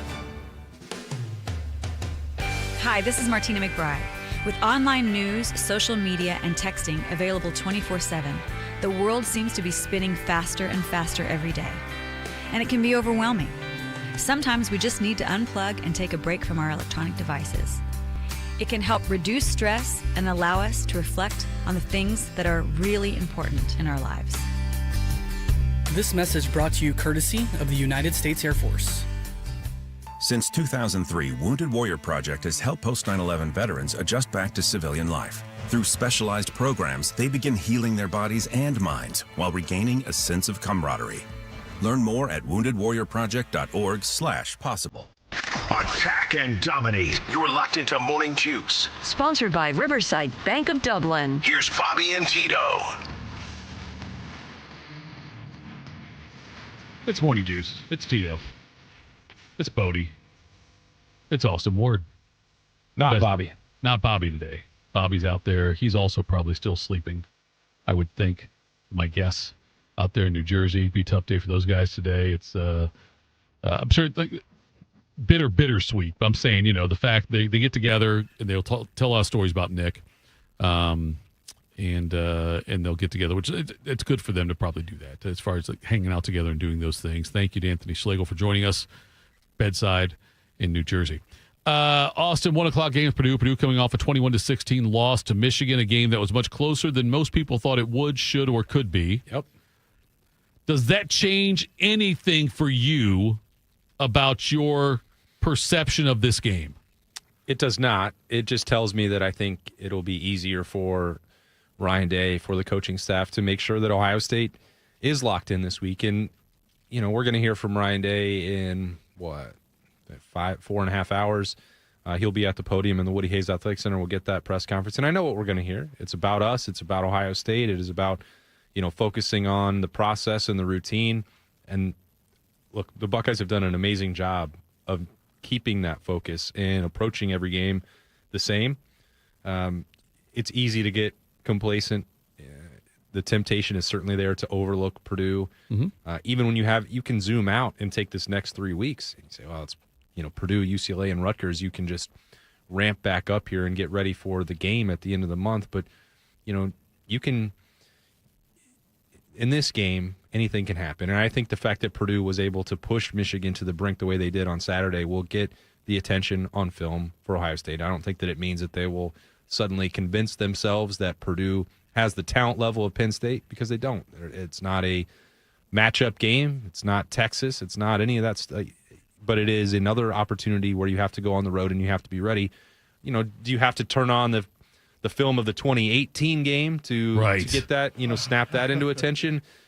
Probably not, because is that Rondale Moore running around? Sure, I think he's still running, and that was, and the trash cans are still flying around Ross-Ade Stadium as well. But you know, so I don't think you have to resort to some of the gimmicks, because the benefit for Ohio State is that they can just look at what happened against an opponent that they do respect and do know well and say, look, this is what happens if you take Purdue for granted. And again, Ohio State's now 8 for 8 and not doing that. They've had one quarter, if we're really going to look at this and grade them as critically as possible, where they lost focus and they took their foot off the pedal. They did not play with their full intensity, but they were already winning by 3 scores at Illinois when that happened. So, I don't think that would – I'm not on alert for that to occur at Purdue. And, there's so much for them to play for at this point. And even if you have pretty much locked up a college ball playoff appearance, that's not definitive at this point. Sure, yeah. If you want to win a Heisman Trophy, you have to do it every single week. You're at that point where the scrutiny is going up. So I think Ohio State is aware of all of that, and they've been really impressive to me, Tito, being around them on Tuesdays, being around them on Wednesdays, watching the way they handle Saturdays, of course. They have not got bored. There are a lot of people writing stories across the country now, and some of the national media narrative is, oh, these Buckeyes are super boring, and they just win so easily every week. But inside that building, they're not bored with that process, and that can be tough to do. They're humans. You like Logan Wilson there, Bodie? Oh, is that... I did see a rumor about that. Is that Logan Wilson has been traded to the Cowboys? Nice. That'll probably fix. Well, I like Logan Wilson. It's expected to be the Bengals. Cowboy, right? Bengals were looking for a 6th-round pick, according to Shefty. They didn't say what it was. It just said a deal for Dallas. Cowboys are finalizing a trade to acquire Bengals middle linebacker Logan Wilson. Sources tell me and Todd Archer. Earlier Monday, Jerry Jones told Stephen A. Smith the Cowboys have made a trade ahead of Tuesday's deadline. How dare I doubt Jerry? Right. Wilson signed a 4-year, $36 million extension in July of 2023. Still has 2 full years remaining on it after this season. Nice. Well, that'll really help improve. Because the Bengals have fourth quarter been defense. so good on defense this year that if you can get a guy that's out there for them. He is the only one I would say that is like consistently giving effort. Okay. And effort. And talent, but effort. Effort, hey, yes. He's cowboy tough, all right? It's He's gonna like be a perfect fit there.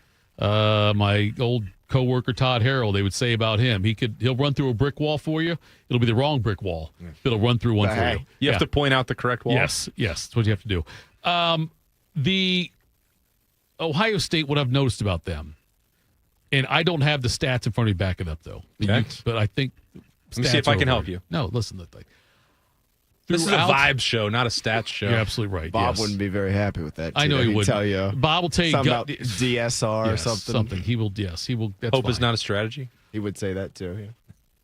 I believe since Ryan Day has been here, Ohio State's been outplayed in the second half only a handful of times by teams. Now against Michigan, I guess Michigan thing. I'll say non-Michigan teams because I know that's happened a few times. Michigan, but by and large, though, they make adjustments at halftime better than anybody. Yeah, and like even this week, you look at 17-14, and close game at the half. I know a lot of it's because of the Ohio State turnover at the end there, the fumble.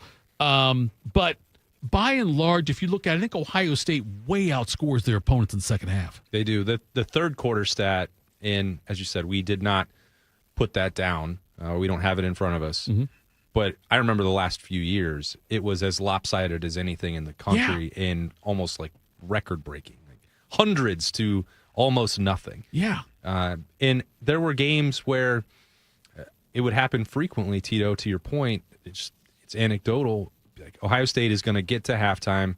They're going to feel it out like a 12-round boxing fight. And if they get to the 6th round and it's even, they're totally cool with that because they know when they get into the locker room on offense, on defense, they're going to be able to make adjustments and then bury you with superior talent and depth and training and all that stuff. They have been incredible at that. And that's what makes it stand out even more when it doesn't happen. You said we're going to exclude the game from that conversation.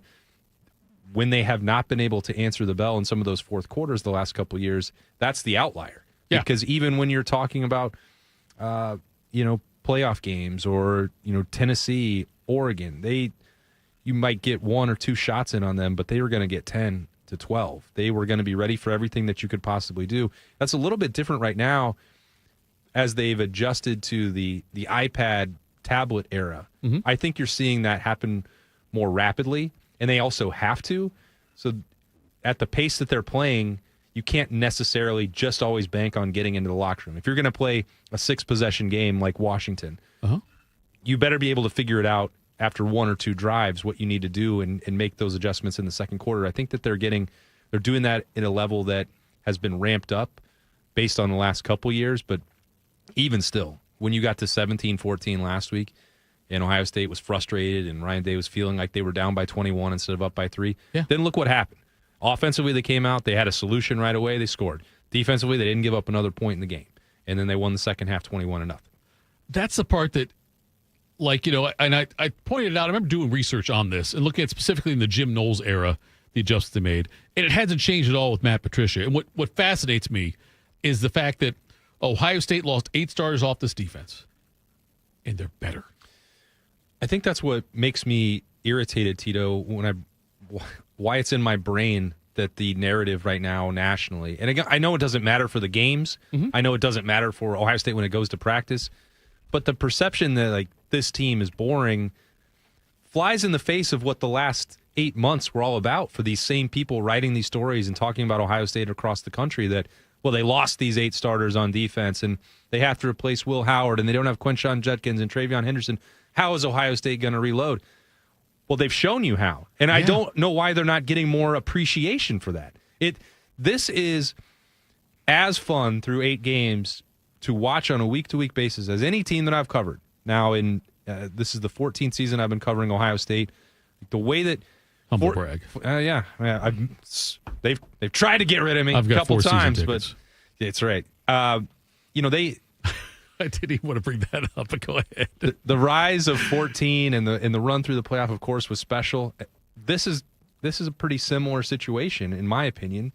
Watching Julian Sayin get better every single week, the emergence of guys like Arvell Reese and Caden McDonald and Caden Curry and Keanu Jackson.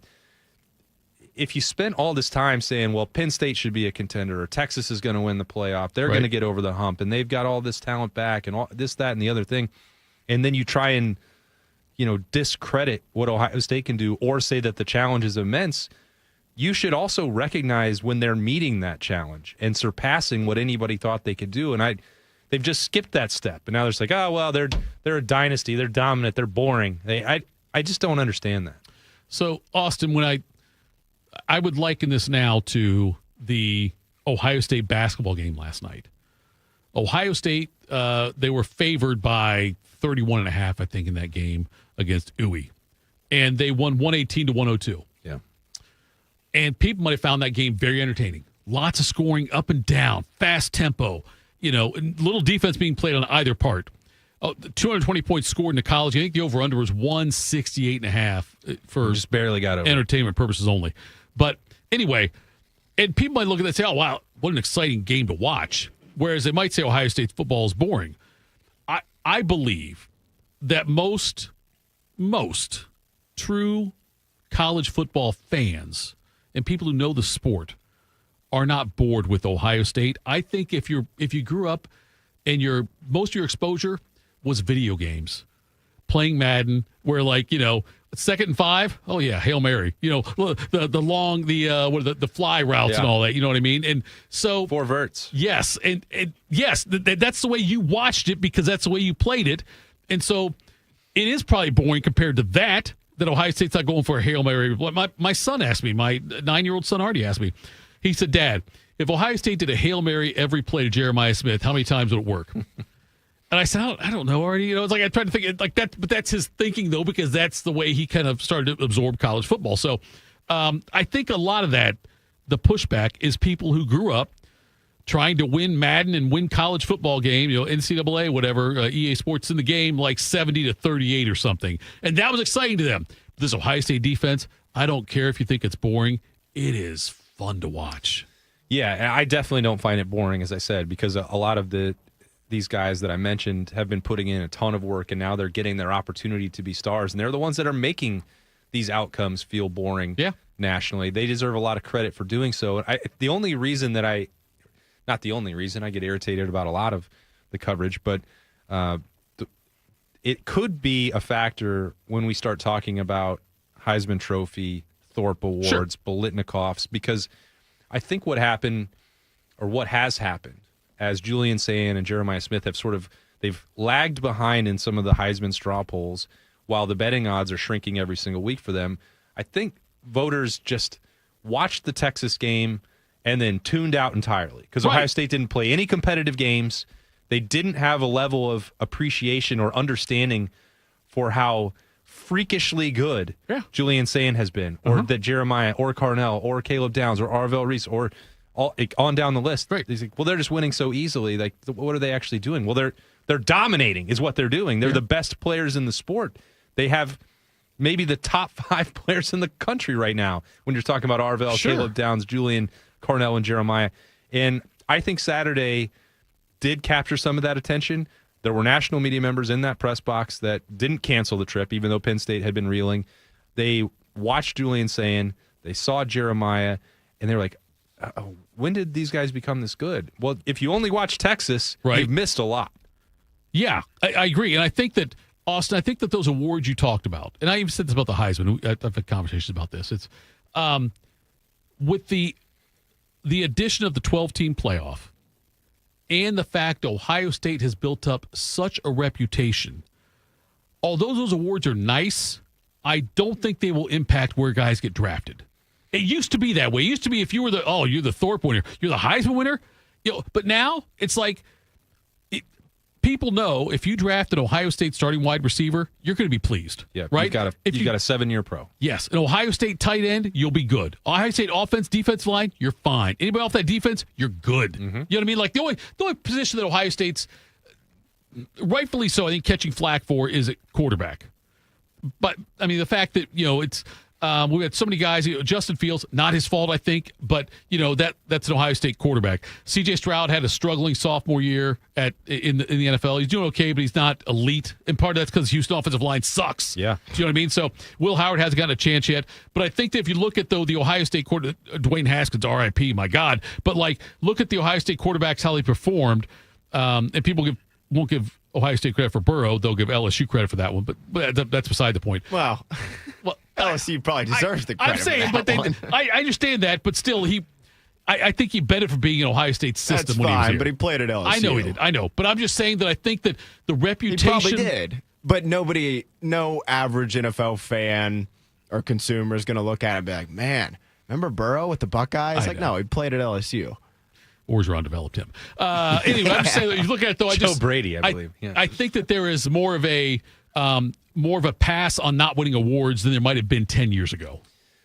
And some programs desperately need that, and they go all out with the promotion. Like the Lincoln Riley's entire reputation is tied up with the Heisman Trophy quarterbacks that he worked with and developed, and it's hilarious to me because they're not winning games at the level that Ohio State and Ryan Day's quarterbacks are. Yeah. So he hasn't needed that, and I don't think it even becomes resonant with when Julian Sayin, which apparently this was news to Nick Saban, when Julian Sayin is leaving Alabama after 10 days and looking for somewhere to go. I don't know how – I've never asked him. I don't know how strongly he considered USC or Lincoln Riley or if that situation was a factor. It happened in the snap of a finger that he's like, I'm leaving Alabama and I'm going to Ohio State.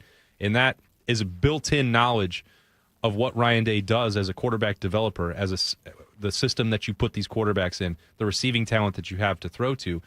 It wasn't reliant on there being a statue to say, you can come here and win a Heisman. No, it's the other trophies that are over there that are really moving the needle. So I think that's it's changed. I think you're right. I think it has changed the conversation. And there has been like a built-in bias against Ohio State, whether that is for National Coach of the Year awards or winning the Heisman. Like the year, like Dwayne Haskins and or Justin Fields both should have won the trophy. Dwayne maybe more than anybody in the year that was going head-to-head with Kyler Murray. The numbers were ridiculous.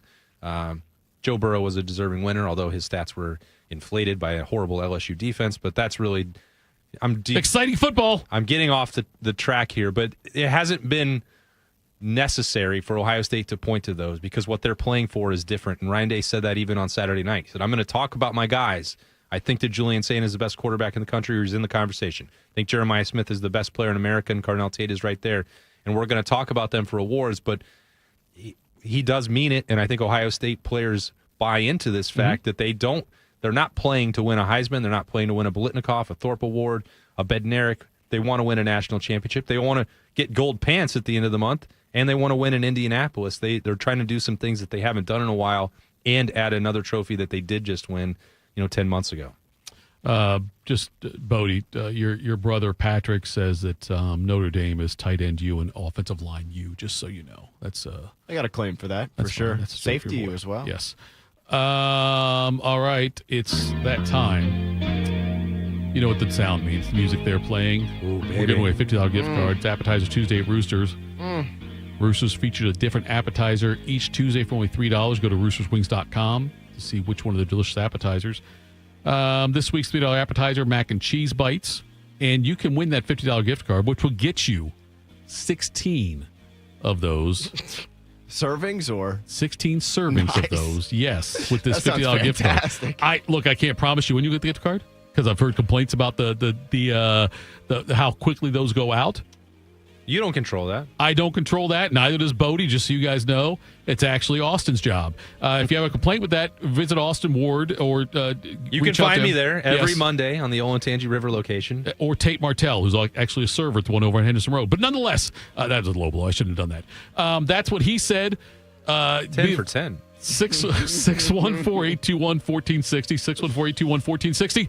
Give us the first name of the guy Schlegs tackled. That's all. That's an easy question. I'm just telling you the answer in the question. Give us the name of the guy, the first name of the guy Anthony Schlegel tackled. Took Schlegs a second. It did. I had to remind him who it was. Maybe more than a second. Yes, 614-821-1460. $50 gift card coming your way for Roosters. Coming up next, we will finish things up with what's got you juiced. Morning Juice. Hey, what's up? It's T-Bone. If you've hit your medical deductible, now's the time to see Dr. Mark Levy. Get a custom oral appliance that stops snoring and helps you ditch that CPAP and pay less out of pocket. Call 1-800-MORE-SLEEP or visit sleepbettercolumbus.com before the year ends. James Laurinaitis here for my guys at Green & Sons, the premier Kubota dealership in Central Ohio. Green & Sons has all the Kubotas you need to tackle your land and come out a winner. They have zero-turn skid steers, tractors from 18 to 171 horsepower, and also utility vehicles. My favorite is my RTV Sidekick. The best thing about Green & Sons is they've been family owned and operated since 1970, and you will love dealing with the Green family and their winning team. Do what I did and check out Green & Sons located in Mount Sterling and Marysville or online at greenandsons.com for all your Kubota needs. Lexi spent more than 6 years in foster care. Before I was adopted, I felt alone. With help from the Dave Thomas Foundation for Adoption, Lexi now has a forever family and the foundation for a bright future. Adoption changed me for the better. I feel like I can be whoever I want to be. You can help find permanent homes for children still lingering in foster care. Learn more at davethomasfoundation.org. My son Ian was diagnosed with a brain tumor at the age of 16 months. The outlook was pretty rough. I mean, it was, we had no hope until St. Jude rescued us. I mean, they saved him. To this date, we are 12 years into this journey, and from day one, we've never once seen a bill. It gave us the peace of mind to know that we're there with our son, and we're gonna beat cancer together. Now, he is doing really, really well. He's alive because of what St. Jude has done. He's here because of the doctors who came before, their blood, their sweat, their tears, the knowledge accumulated and shared, with everyone else around the world. This is how we get rid of this, how we help kids beat cancer all over. It's the future. Together, we will make cures possible for every child everywhere. Learn more at stjude.org. Respiratory syncytial virus, or RSV, is a common seasonal virus, but it can have major implications on a patient's heart health. Most RSV cases involve mild cold-like symptoms, but up to 160,000 adults are hospitalized each year for more serious cases, and RSV can escalate chronic health issues. If you're over the age of 60, talk to your doctor to find out if the new RSV vaccine is right for you, and learn more at heart.org/RSV. Hey, what's up? It's T-Bone. Don't let your insurance benefits go to waste. End the year sleeping better with Dr. Mark Levy's oral appliance. No mask, no noise, just results. Hurry, deductibles reset soon. Call 1-800-MORE-SLEEP or go to sleepbettercolumbus.com today. We build a brand new studio just for Bobby, and Tito has already ruined it just by being here. I'm pregnant. This is Morning Juice. Morning Juice, final segment of the program. Already forgot the name. Jake from Pickerington. Jake was from all Pickerington. over it. Yep. Picktown, baby. Anthony tackled. Did he give the first name and last Anthony. name? No, he just said Anthony. No. That's fine. I didn't even know the last name. He could have said anything, and I would have been like, yeah, correct. Yeah, you got it. I didn't remember. The fact we are now saying it makes me think now that what was it? It was Anthony Wonder with a U. Oh, with a U? Yeah, it's a Wonder with a U. At least according to sources on the internet that may or may not be verified. That doesn't sound like a real name. Anthony Wonder. Not the Wonders or the Oniders. Anthony Wonder. So congratulations, Tim. $50 gift card coming his way. I still contend, Bodie, and we got to talk to people that are above our pay grade. It should be 51. So you can do 17, right? Yes, you can do 17. That would make sense. That's just God, sales tax. You need to tip your servers at your local Roosters. It's a fun, casual joint. Look at that. Like, stop saying 16 even. Someone's in their pocket. Let's tell people who's got us juiced. What's got you juiced? Sponsored by Billiards Plus. Find your next grill and everything you need for the master griller. Billiards Plus on Dublin Center Drive in Dublin. All right. What's today? Today's a Tuesday. I guess that means, Brody, we're here for Schlegs first. Listen, man, if I got to go chase somebody down, right, real fast, gas station ready, Waffle House ready, and I got to sprint 30 yards, okay? Like, I'm not going to have anything pop when I just, boom, I just power into the ground and I accelerate on their, all up in their face.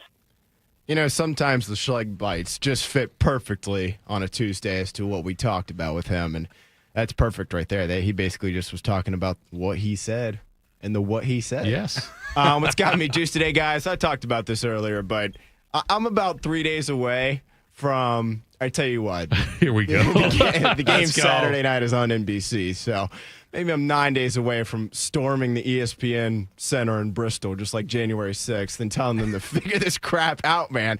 You guys, we're just you're like two kids. When me and my sister used to fight, my parents would sit us down at the table. You'd be like, you guys are going to figure this out. You're not going to leave the table until you do. Well, Disney and Google owns YouTube TV, right? That's correct. They need to get in a room and just figure this crap out, man, because the only people who are getting screwed by this is us fans. And so I didn't get to watch Notre Dame men's basketball last night. And let's be honest, they're not going to be very good this year, probably. But they did win last night by like 20 points, and I would have liked to see that. I didn't get to watch the Cowboys last night. Honestly, not too disappointed by that right there. Waving at Brian Baker over there. He was looking in at us, beautiful people from the other side of the glass. So that is just really, really frustrating, and I'm sick Give him a and digital tired wave or a traditional radio wave? I gave him a wave, yeah. Digital Just wave? a nice Okay. wave. So that has me very frustrated, and I'm sick and tired of having to deal with that. So that has me juiced in a negative way. Juiced today about this meeting, Tito, that I definitely did not forget about. Yes! Until you said something about it like 10 minutes ago. So that has me super juiced. I cannot wait. Honestly, I might go to both. Might go to the 9 o'clock one, go just home, stay up take there, a nap, notes, and just come back. See if the message is a little different. Yes. Yeah. Just make sure it really hits home. I just listen for my name. Yeah. I just kind of tune out. And then, Morning Juice or Tito or Bodie or Carp, I'm like, yeah. I used to be present. I used to present. I used to not hate, that's a strong word, but despise. Every now and again in class, a teacher would say the word like both. Yeah. And that I'd be like, just the stomach drop, like, oh my God, I was not paying attention. Why are you calling on me? And then he'd finish the sentence, the word there, and it'd be both, not Bodie. And I'd be like, oh, thank God, because I don't even know. You could ask me basically 11. any question at all. And I would have, yeah, exactly. So, juiced about the meeting, juiced about ESPN. What else has me juiced? I think By the that's way, about it when my sister and I were younger and we would fight, my parents, I'm thinking like, I'm like 6, 7 years old, whatever. She's 9, 10. 6, 7. Yeah, that's fine. 6, 7. Anyway. I have an 8-year-old. Sorry. That's fine. Anyway, they would make us stand like right in front of each other, like a few feet apart, look at each other in the eye, and say 10 nice things about each other. 10? Yes, 10 nice things. Now, after about the second or third one, it got to be like, Jeff, I like how your nose is too big for your face. Or like, Jeff, I like how you breathe so loudly when normal people don't breathe that way, or things like that. I like the fact there aren't boogers sticking out of your nose most of the time. So it would get really real passive aggressive. Yeah, it would get really bad after the first couple. The first couple were really nice. It was like, I like how smart you are. I like how you play well with your friends or whatever. And then it's like, then it turns into like, Jeff, I like how your feet are way too big for your body. Couples therapy at the age of 6 and 7 years old. Tito. 6, 7. Also, it's K juice. Yep. Hey, Ward, what you got? Yeah, what is it about Tuesday and the negative juice? Because I dread the start of college football playoff selection committee rankings show releases. And that's a lot of words there. It's an unnecessary show. Yeah. It is manufactured debate. And I'm already bracing for this because I know we're going to talk about it tomorrow. We have to. That's our job. Sure. And we're going to look at the matchups. We're going to look at who got snubbed, where Ohio State, because this is what I think is going to happen. Because if the SEC spent all this time asking for strength of record to be included here. Well, what do those metrics say right now? Yeah. Texas A&M is number 1. Yeah. Indiana is number 2. Yep. Ohio State is number 3. Or maybe Alabama number 3. So I think it is entirely possible. They're even though they future let's throw head-to-head out. FPI future looking. I'm sure Texas is still number 1. Yes, they are. And then can't wait for that Texas A&M showdown to settle it for real. So I think that's going to happen, and I'm going to say it right now that I'm not going to get upset about it, not going to get angry about it. I know that it is designed to get us talking about it and tuned into ESPN and reading the angry reaction shows or columns and all of that stuff, but it doesn't matter. Ohio State controls its destiny. Yes. If it wins 13 games, culminating in Indiana. A 1v2 game or 1v3, if depending where you're Indiana's ranked, or whatever. Have to say, they're going to be in the top 4. They're going to get a bye, and it is not going to matter. And it doesn't even change where they can wind up, because if they win the Big Ten, they're going to the Rose Bowl. That's the way this is all set up. So I'm just giving you a warning right now, and I'm saying it for myself as much as for anybody listening on YouTube or right here on the Morning Juice. Ignore it if you can. It's going to, or just or fire up Twitter, get the release onto your phone, say, oh, well, here they are, and then close it and ignore it. Just don't let it bother you. Or if you're like me, you won't even be able to watch because that's true. YouTube Take the Bodie approach. Yeah. All he can do is wait for that email to come in. Just go stare at Twitter. But I'll tell you what it'll be a segment for us tomorrow. It will be. Yeah, one of the segments. Maybe 2. Let's not get crazy. We do have to cover a second one because our normal That's right. Our normal Wednesday guest will be here. Austin right here Ward, you're us. right. Call me at 7:20. Yes, that's what we can do. I don't care. Call. What's got me juiced? We are very blessed to have the Columbus Zoo and Aquarium so close to us. And yesterday there was a field trip at Artie's school, and so I went out there to help out with that. And every time I go to the zoo, I learn something new. Okay. Yesterday I learned I don't want to go to the zoo with third grade kids anymore. That's what I learned yesterday. I will tell you the highlight of it, though. And this is why I'm a jerk. We were at the mandrills section. Of course.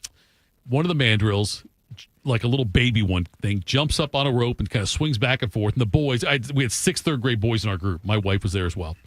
I made a great joke, too, by the way. I said, when I'm walking behind her, I said, guys, look, there's a cougar loose. And, yeah, I thought it was good. Anyway, she didn't think it was funny. But anyway, so the mandrill swings. It was a compliment, I thought it was, too. I thought so. Anyway, the mandrill swings on the rope and then swings off.